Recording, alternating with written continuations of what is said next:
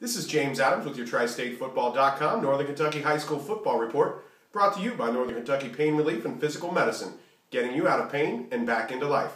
Before we take a look at the four teams who advanced to play in this week's semifinals, let's take a look back at two seniors whose careers came to an end last week. At Simon Kenton, Jared Bowling, an outstanding defensive player. 141 total tackles, 5 sacks, a fumble recovery, and interception as a senior heading into last week. What a great senior year. Over 10 tackles a game. That says it all right there. As a junior, 95 tackles, another sack, another fumble recovery. And as a sophomore, 67 tackles, 3 sacks, 2 fumble recoveries. Just an amazing 3-year career for Jared Bowling. Simon Kenton will sorely miss him. At Covington Catholic, senior signal caller Blake Burr played his final game. He had over 2,800 yards, 39 touchdowns as a senior. In his 3 years there as a starter, the Colonels were 25-13, and each year he played over 2,200 yards each year, 22 touchdowns per season. Burr holds the single season records at CovCath for completions and passing touchdowns, as well as the school career marks for passing yards, passing touchdowns, and completions. Coach Dave Worth will have a tough time replacing Blake Burr next season.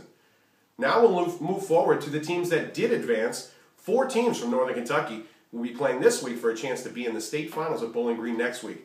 In Class Single A, Mayfield 12-1 is at Beechwood. Mayfield has won 12 in a row after losing their opener and knocked off Beechwood the last 3 postseasons. Last year, Beechwood lost 19-14 to Mayfield. This is a hurdle for Coach Noel Rash's team to get over, one they haven't been past in a few years, looking to get to that state championship yet again. In Class 2A, Newcath 9-4 at Somerset 11-2. Both teams have easily won their first 3 rounds in the playoffs. It's going to be a tough matchup. Somerset accustomed to this round as they have fallen in this round 4, the last 2 years. Newcath looking to get back to the state championship after a year off last season.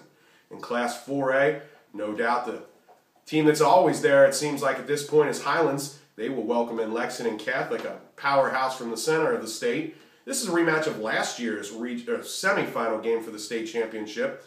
Highlands won last year 42-21. And of course, Highlands is looking to get back to Bowling Green and win their 6th consecutive state championship.